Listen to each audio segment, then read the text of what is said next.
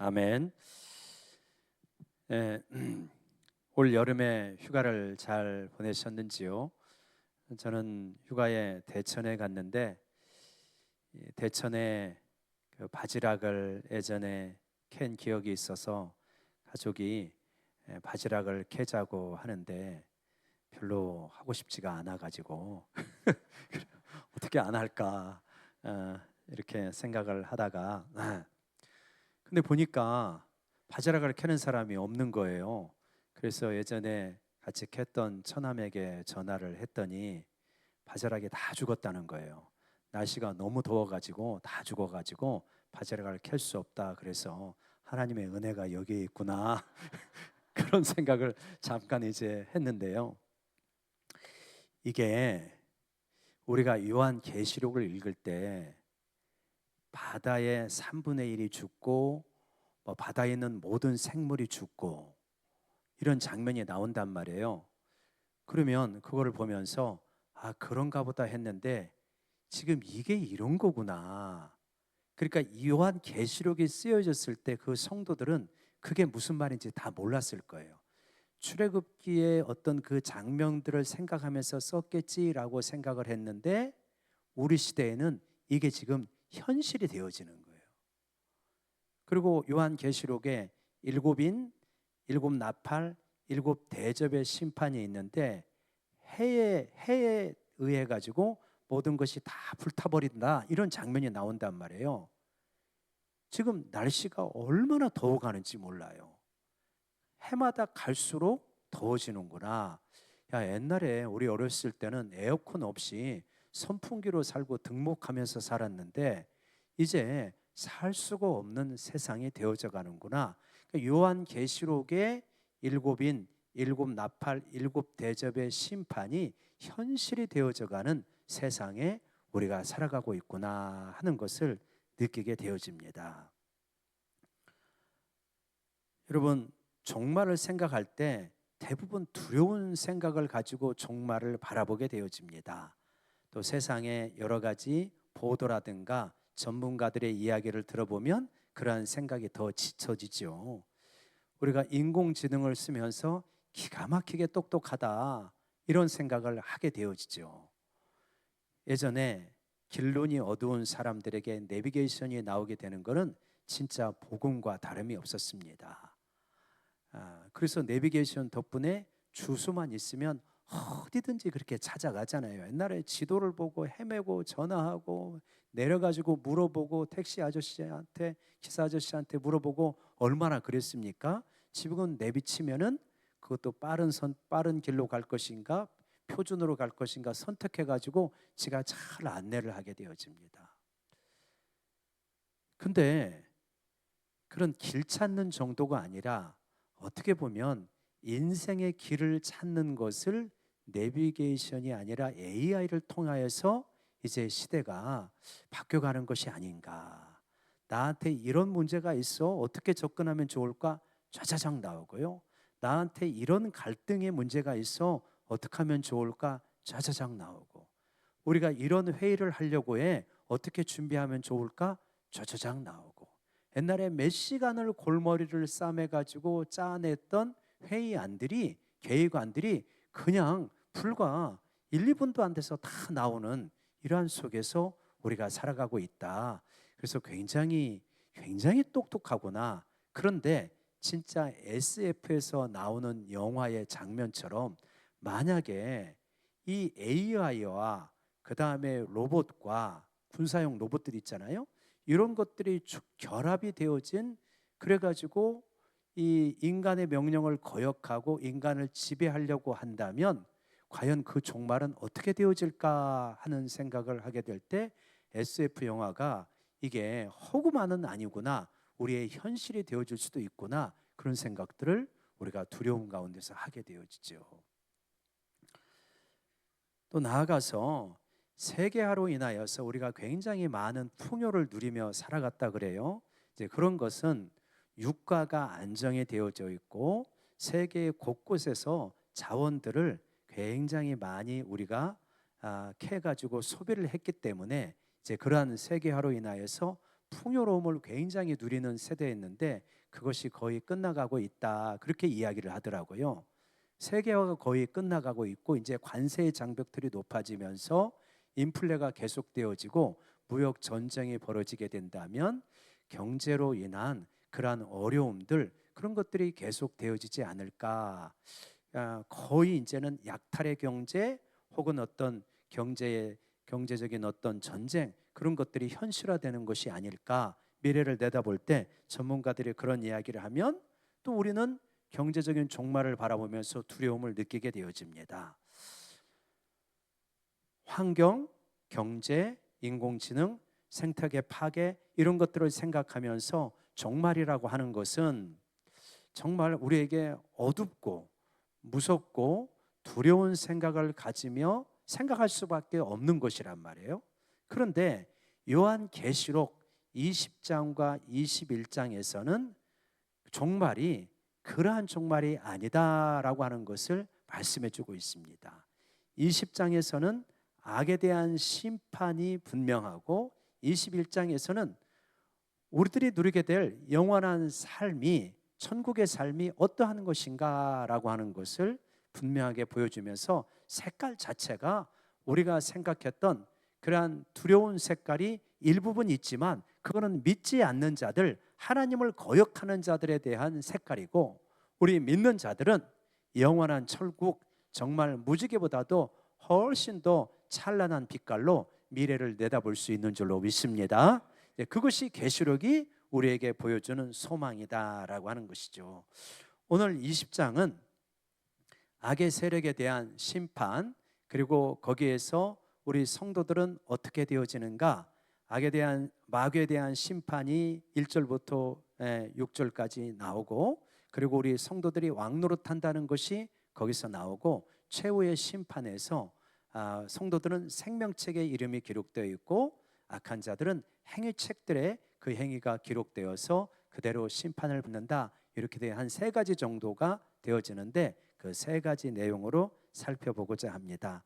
첫 번째는 종말의 때 마귀는 심판을 당하게 되어진다라고 하는 것을 분명하게 말해주고 있습니다. 1절과 2절을 보면 우리 같이 한번 읽어볼까요? 시작. 또 내가 보매 천사가 무저갱의 열쇠와 큰 쇠사슬을 그의 손에 가지고 하늘부터 내려와서 용을 잡으니 곧 옛뱀이요 마귀요 사탄이라, 잡아서 1000년 동안 결박하여. 천사가 내려옵니다. 무저갱의 열쇠를 가지고 와요. 그리고 큰 쇠사슬을 손에 가지고 하늘로부터 내려옵니다. 진짜 쇠사슬은 아니겠죠. 마귀도 영적인 존재인데 쇠사슬로 어떻게 묶습니까? 상징적인 것이다. 흉한 죄인들을 쇠사슬로 결박하지 않습니까? 그런데 마귀는 흉한 죄인 중에 괴수 중에 괴수니까 큰 쇠사슬로 결박한다. 열쇠도 마찬가지죠. 문을 열고 닫으면 나올 수 없게 한다라고 하는 의미에서 열쇠라고 하는 표현을 쓴 거죠. 누구를 잡냐? 용을 잡습니다. 용이 뭐냐면 옛 뱀이고요, 마귀요 사탄이다. 그러니까 이 마귀요 사탄인 옛 뱀을 잡아가지고 1000년 동안 결박하게 되어집니다. 이 1000년이라는 표현이 나오는데 이 1000년을 문자적으로 해석할 것인가 아니면 상징적으로 해석할 것인가에 따라 가지고 역사적 전천년설, 후천년설, 부천년설 이렇게 나눠지는데, 우리가 속한 총신이란 신학교에서는, 그리고 현대 개혁주의 교회들은 거의 1000년을 무천년설로 해석을 합니다. 그래서 예수 그리스도의 이 십자가와 부활로 인하여서 천년왕국이 시작됐다고 보는 거예요. 그리고 마지막 예수님의 오심으로 말미암아 이제 이 천년왕국이 끝나고 영원한 이제 세상 천국이 우주 가운데 완전하게 실현된다. 우리는 이렇게 이제 보고 있는 것입니다. 그러나 입장의 차이가 있다고 해가지고 그걸 이단이라고 말하지는 않아요. 그 나름대로 장단점들이 있습니다. 자, 우리는 이제 그런 입장을 가지고 있는데 이 사탄을 결박해가지고 1000년 동안 결박해가지고 3절에 보면 무저갱에 던져 넣어 잠그고 그 위에 임봉하여 1000년이 차도록 다시는 만국을 미혹하지 못하게 했다라고 하는 것입니다. 근데 그 후에는 반드시 잠깐 노일이라, 그러니까 무저갱에 던져 넣었어요. 무저갱이라고 하는 것은 기품이라는 뜻이고 끝없는 기품의 상태를 의미합니다. 아마 우리가 이 밤에 잠을 자다가 꿈을 꿀 때 무엇인가에 쫓겨가지고 저 밑에 떨어지는 꿈 있잖아요. 하득하게 떨어지는 곳, 아마 그걸 상상하면 될 것 같아요. 기품을 알 수 없는 깊은 갱도, 거기에 지금 사탄이 결박되어진다. 그것이 우주의 어느 별엔가 있다, 그런 의미가 아니라, 이것도 역시 상징적이죠. 영인데 어떻게 공간 속에 가두겠습니까? 그의 그의 그의 중요한 활동들, 역할, 이런 것들이 굉장히 결박이 되어서 아주 허락된 작은 활동만 활약할 수 있게 될 뿐이다라고 하는 거죠. 대부분 결박되어진다라고 하는 것입니다. 창세기에 나오는 것처럼 이 여자의 후손이 이 뱀의 머리를 으깬다라고 하는 것이죠. 주된 세력이 다 이 부서지게 되어지고 아주 남은 일부만이 활약할 뿐이다 라고 하는 것이죠. 그 말을 하고 있습니다. 그래서 이게 뭐라고 그랬냐, 무엇을 통해서 이루어진다고 했습니까? 예수 그리스도의 십자가와 부활을 통하여서 인류를 그동안 계속해서 미혹해오고 어렵게 만들었던 마귀의 권세가 처절하게 깨어지고, 그리고 무저갱에 결박되어서 극히 일부만이 활약하게 되어지는, 활동하게 되어지는 그러한 일이 일어나게 되어진다라고 하는 것을 말하는 거죠. 여러분, 우리가 어떠한 존재인가라고 한다면, 우리는 예수 그리스도를 통하여서 천국이 이미 이 땅에 이루어졌고 예수님이 가져온 승리를 우리가 이 땅에서 누리고 있는 존재다라고 하는 분명한 정체성을 가지시기를 바랍니다. 마귀가 세죠. 강하죠. 사람들을 굉장히 미혹에 빠뜨리죠. 그러나 그 아무리 강한 마귀의 권세를 할지라도 예수 그리스도가 이 땅에 오셔서 십자가에 죽고 부활하시는 말미암아 마귀가 그렇게 우리를 위협하였던 죽음의 가장 무서운, 우리가 가장 두려워하는 죽음의 권세가 처절하게 박살이 나서 우리는 이미 죽음의 권세에 굴복하지 않은 승리를 누리는 그러한 백성이라는 것을 확신하시기를 바랍니다. 이제 그게 바로 이것을 말하는 거죠. 그런데 이 마귀가 그 후에는 잠깐 동안 놓인다고 합니다. 그래서 예수님의 초림과 재림 사이에 우리가 이미 마귀는 무저갱에 갇혀 있고 이 안에서 예수님과 더불어서 우리가 왕노릇하고 있는데, 예수님이 재림하시기 직전에 마귀가 잠시 풀려나가지고 만국을 미혹하고 극악하게 행동을 하다가 최종적인 심판을 받는다, 지금 이 얘기를 하고 계시는 거예요. 그래서 우리가 지금 이 가운데 살아가고 있는데, 아까 서두에 말씀드린 것처럼 진짜 이 마지막 시기가 다가오니까 어떤 일이 일어나냐, 바다에 있는 생물들도 다 죽고 해가 뜨거워지고 기온이 높아지고 경제 전쟁이 이루어지고 여러 가지 혼란한 상황들이 이루어지는 그러한 세상에 우리가 실제로 살아가고 있고, 이제 이러한 가운데서 주님의 오실 날이 문자 그대로 주님이 재림하실 날이 가까워오고 계시는구나, 이런 것을 우리가 믿고 깨어 있어야 될 줄로 믿습니다. 그러니까 우리들은 어떤 사람이냐, 우리들은 지금 진짜 주님이 문자 그대로 재림하신다는 것을 믿고, 재림하신 후에는 영원한 심판이 있고 우리가 영생을 누리며 살아간다고 하는 것을 확신하는 존재들입니다.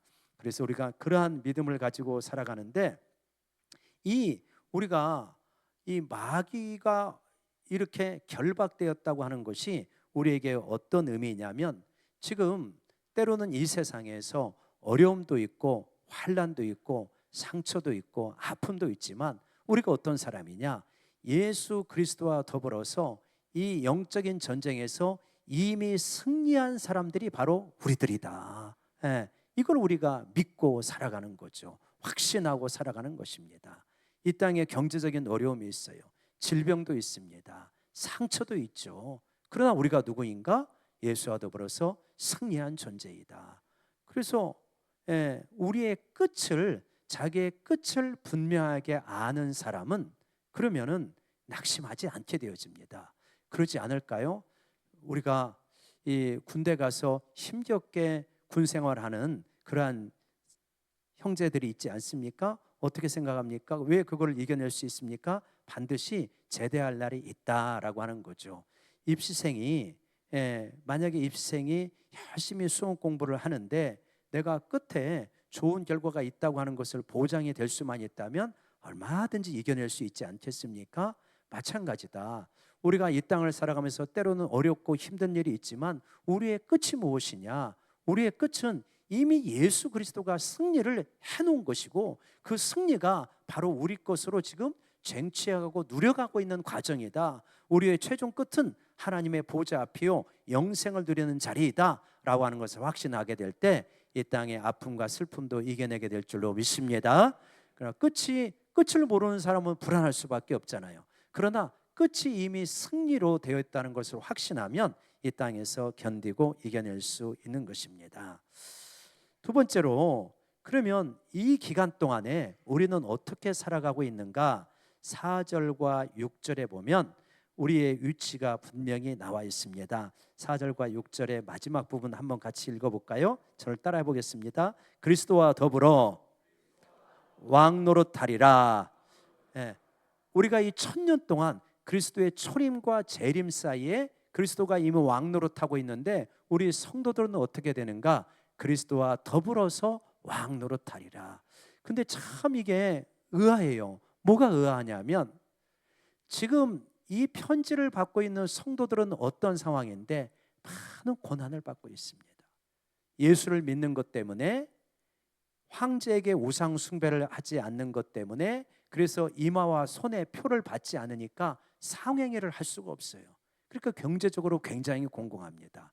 심할 경우에 감옥에 가고 자녀가 노예로 팔리기도 하고 순교당할 수도 있습니다. 아니, 이 땅에서는 그렇게 어렵게 사는데 이 기간에 우리 성도들이 어떻게 하고 있다? 그리스도와 더불어서 왕 노릇하고 있다라고 역설적인 말을 합니다. 이게 뭐냐?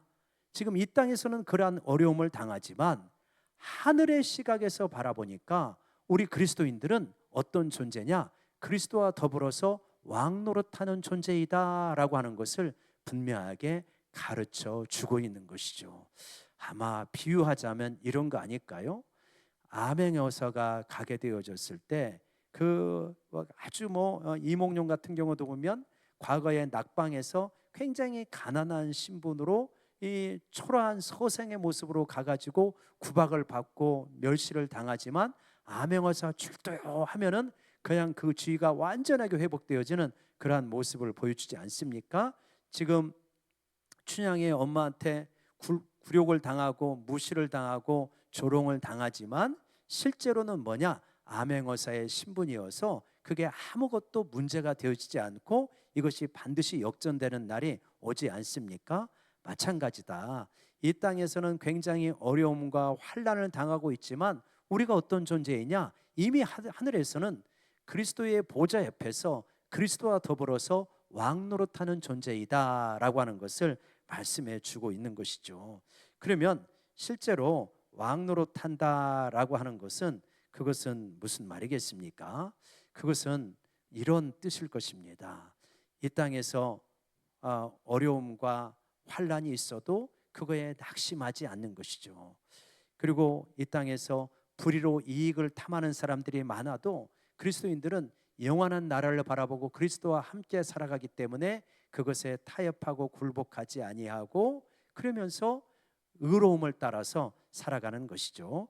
가끔 저는 이제 그런 생각을 해봅니다. 우리 여기 청소년들은 별로 없는데 진짜 믿음이 좋은 청소년이 있다면 학교에 가서 이 조금 어떤 아이가 외모든지 지능이든지 능력이든지 그런 것이 떨어져 가지고 그래갖고 왕따를 당하고 있는 친구가 있게 되어졌을 때 그럴 때 그리스도인 청소년들은 어떻게 살아야 될까?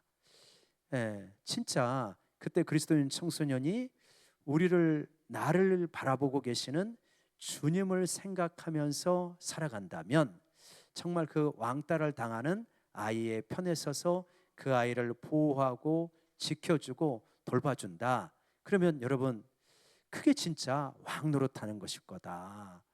여러분, 이 세상에서 이 편지를 받고 있는 그 시대에 왕 노릇하는 것은 누가 왕 노릇하냐면 로마의 왕이나 귀족들, 장군들, 군인들, 그 사람들이 무력으로 왕 노릇하잖아요. 지금 시대는 어떤 사람입니까? 어떤 시대입니까? 누가 왕 노릇합니까? 돈을 가지고 있는 사람이 갑질하면서 왕 노릇하는 그런 세상이죠, 그죠? 왕 노릇이라고 하는 것은 다른 사람을 결국은 굴복시키고 억압하고, 우리가 세속의 표현으로 갑질을 하고, 그런 것이 왕 노릇하는 것이죠. 그런데 그리스도인들이 왕 노릇하는 것은 그거와 다르다. 갑과 을의 관계는 굴림과 그러한 굴욕의 관계이지 않습니까? 근데 성경에서 말하는 왕 노릇은 어떤 것이냐? 우리 모두가 다 사랑으로 섬기게 되어서 모두가 왕이 되어지는 것이 바로 왕 노릇이다. 여러분, 우리 그리스도인들은 누군가를 굴림하여서 그에게 굴욕을 주고 왕 노릇하는 것이 아니라 사랑으로 섬기기 때문에 서로가 왕 노릇하는 그러한 복된 관계인 줄로 믿습니다. 그래서 이 그리스도인들은 왕 노릇하는 거예요. 초대교회 때 성도들을 바라보면 평상시에는 그들이 되게 고통을 받고 무시를 당하고 조롱을 받고 그러면서 살았지만, 로마가 어려움을 당했을 때는 그리스도인들이 그 시대를 품고 그 시대의 아픔을 그리스도인들이 다 감당해내는 모습을 볼 수 있습니다.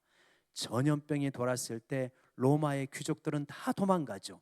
그런데 그리스도인들은 남아가지고 환자들을 돌보고 그들을 복음을 전하고 먹을 것을 주고 씻어주고, 그래가지고 거기서 그리스도인 지도자들이 죽어가기도 했지만 많은 로마인들이 그 모습을 바라보면서 교회로 돌아오게 되는 거죠. 이게 왕노릇인 거죠. 로마는 굉장히 많은 향락을 누리고 사치를 누리고 성적으로 방종했기 때문에 여러분 어떻게 되냐면 근친 상간 가운데 이 장애를 가진 아이들이 많이 나왔습니다.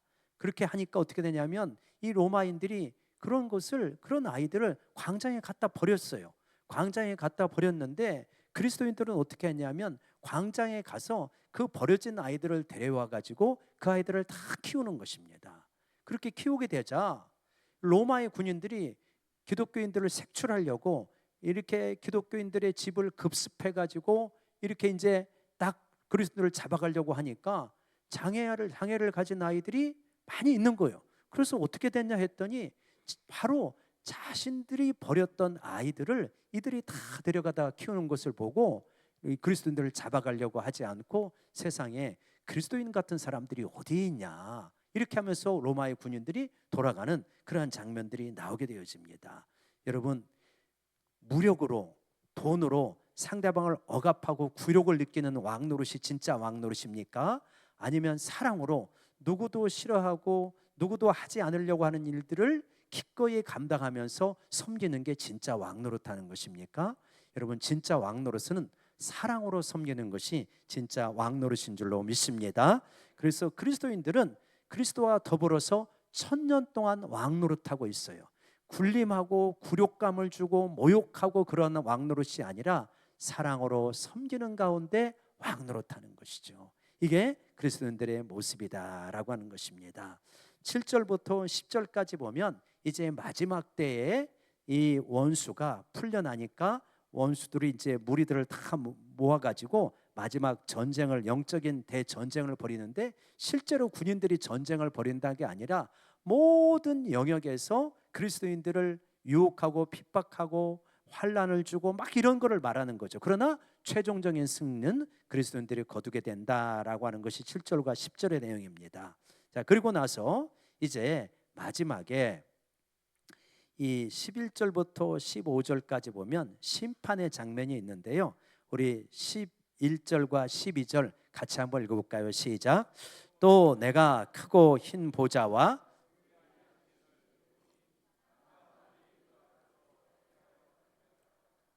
또 내가 보니 죽은 자들이 큰 자나 작은 자나 그 보좌 앞에 서 있는데 책들이 펴 있고 또 다른 책이 펴졌으니 곧 생명책이라.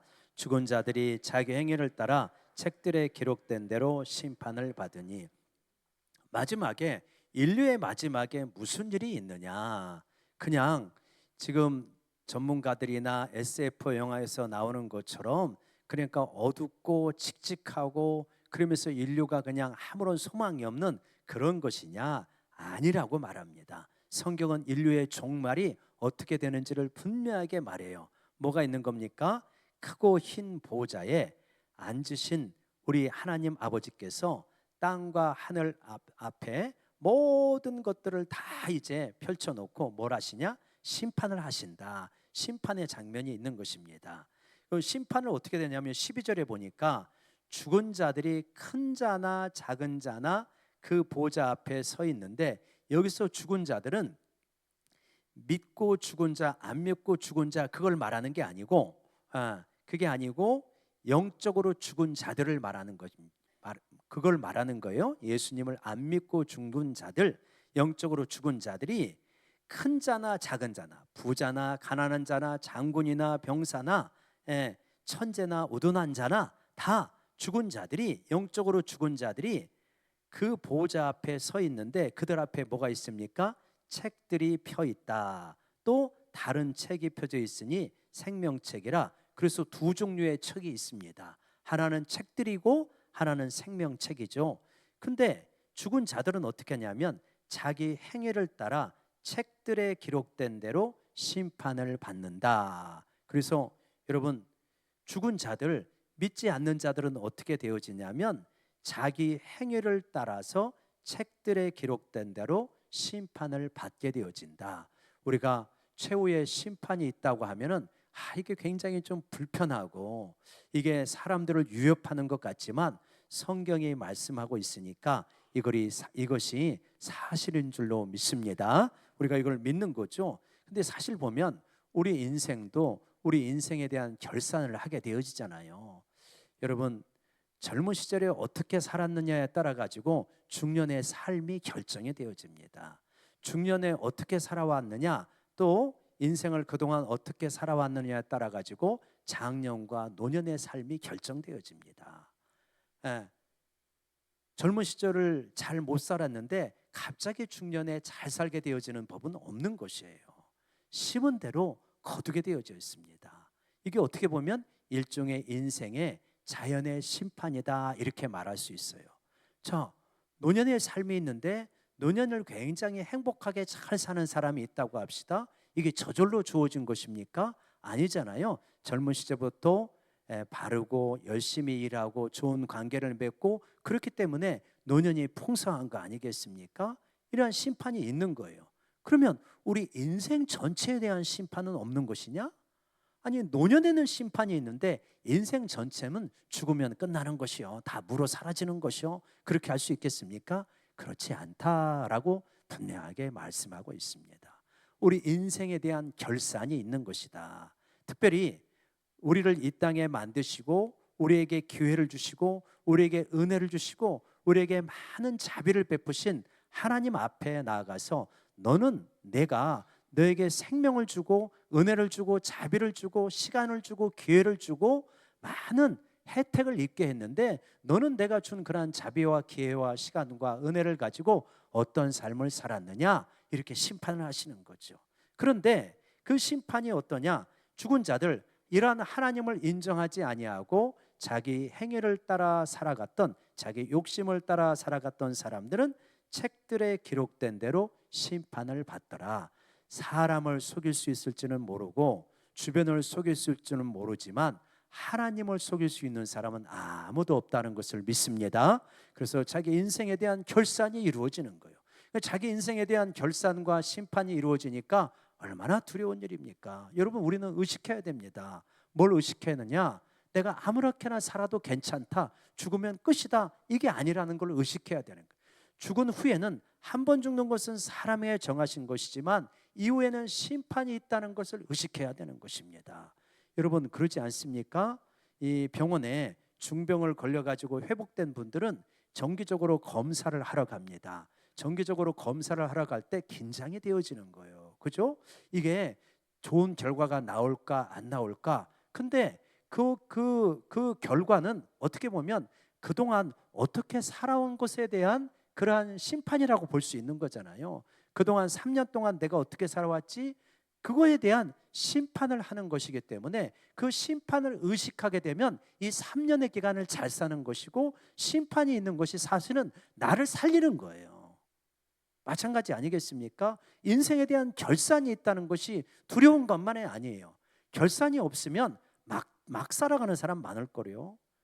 그냥 무로 돌아가고 공으로 돌아간다고 생각한다면 아무렇게나 살고 그냥 끝내면 끝이야, 이런 사람들이 많이 있지 않겠습니까? 그러나 분명히 말하는 거예요. 노년에 인생의 심판이 이루어지듯 죽음 후에 하나님 앞에 심판이 있다. 영원을 가르는 심판이 있다. 그렇다면 내게 주어져 있는 이 삶을 어떻게 살 것인가? 여러분, 심판이 있는 것은 우리를 지켜주는 방어막이라고 받아들이시기를 원합니다. 그래, 그 심판이 있고 학생이 기말고사가 있고 졸업고사가 있어. 내가 함부로 살면 그동안 졸업 공부한 거 아무 소용이 없어, 졸업 못해 라고 하면 긴장하고 공부하지 않습니까? 마찬가지다. 우리 인생에 대한 최종적인 심판이 있기 때문에 우리는 어떻게 살아갈 것인가? 깨어 있어야 된다. 믿음으로 살아야 된다. 주님을 의식하며 살아야 된다. 심판을 의식하며 살아야 된다 했을 때 우리가 함부로 살아가지 아니하고 믿음으로 믿음을 지키며 살아갈 수 있는 줄로 믿습니다. 또 뭐가 있냐면, 그런데 우리들은 그러면 예수 믿고 의롭게 되어지면 그렇게 행위대로 다 심판을 받으면 구원을 얻을 사람이 누가 있을까라고 생각하기 쉬운데 그렇지 않다는 거예요. 거기 뭐라고 합니까? 생명책이라고 하는 또 단어가 나오잖아요, 그죠? 책들이 있고 생명책이 있어요. 그래서 예수 그리스도를 믿고 의롭게 된 사람은 그 이름이 생명책에 기록되어 있다. 여러분, 내가 진짜로 예수님을 믿고 이 땅에서는 어려움이 있어도 예수님을 잘 믿으려고 씨름하는 우리 모두는 생명책에 나의 이름이 기록된 줄로 믿으시기 바랍니다. 이게 성경이 분명하게 말씀하고 있는 거예요. 우리 이거를 믿어야 되는 거예요. 예. 나의 행위는 부족하죠. 그러면 우리의 행위는 어떻게 될까 궁금하기는 해요. 우리 행위는 어떻게 될까 궁금하기는 하는데 여기서는 분명하게 나타나 있진 않아요. 여기에 책들에는 믿지 않는 자들의 행위를 기록하는 것이고 우리들은 생명책에 기록되어 있는데 우리들의 행위는 그러면 어떻게 되는가? 그거는 성경 전체를 보게 될 때 우리의 행위도 결산하는 날이 있는데 그때는 심판을 받느냐 안 받느냐의 문제가 아니라 상급을 위한 그러한 기록이 되어져 있는 것처럼 성경 전체를 통해서 보면 그러한 부분을 우리가 짐작할 수 있게 되어집니다. 어쨌든 우리는 뭐냐? 예수 그리스도를 믿는 자들은 생명책에 이름이 기록되어지고 믿지 않는 자들은 행위책들에게 그 행위가 기록되어서 그들은 행위대로 심판을 받고 생명책에 기록된 우리들은 예수 그리스도를 믿음으로 영원한 생명을 누린다는 것에 아무런 지장이 없다는 것을 믿고 이 믿음으로 살아가는 우리가 되기를 원합니다. 여러분, 그렇다면 종말은 무엇인가 생각하게 될 때 종말은 두려움이 아니라 소망이다. 요한계시록 20장과 21장 요한계시록의 내용은 허구가 아닙니다. 판타지가 아니에요. 철학적인 상상이 아닙니다. 이거는 실제로 이루어질 일입니다. 사탄은 반드시 패배하고 우리는 이미 그리스도와 함께 왕노릇하고 있고 최후의 어떤 영적인 굉장한 전쟁이 일어날 것이고 결국 우리는 승리를 거두며 영생을 누리게 될 것입니다.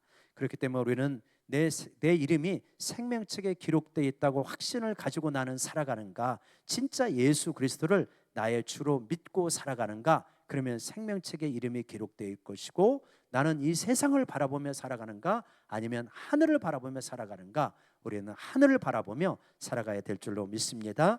마지막으로 생명책을 생각하게 될 때 여러분, 이 세상에 어떤 것보다도 소중하고 긴급한 일은 복음을 전하는 일이 가장 소중하고 긴급한 일인 줄로 믿습니다. 왜냐하면 생명책에 우리의 사랑하는 가족과 우리의 사랑하는 친구와 우리의 사랑하는 이웃들이 생명책에 이름이 기록돼야 되니까 이것보다 소중하고 긴급한 일은 없다. 그러한 복음을 전하는 종말을 두려움 가운데 바라보지 아니하고 소망을 바라보며 소망으로 바라보는 우리에게 현실적으로 우리에게 가장 시급한 일은 생명책에 당신의 이름이 기록돼야 된다고 전도하는 이 열심이 우리에게 있어야 될 줄로 믿습니다. 기도하시겠습니다. 하나님 아버지, 생명책에 우리의 있음이 기록된 줄로 믿습니다. 그 믿음 가지고 하나님이여 살아갈 수 있도록 도와주시고 그리스도와 더불어 사랑으로 왕노릇하는 우리 모두가 되게 하여 주시옵소서. 예수님의 이름으로 기도드리옵나이다. 아멘. 찬송가 180장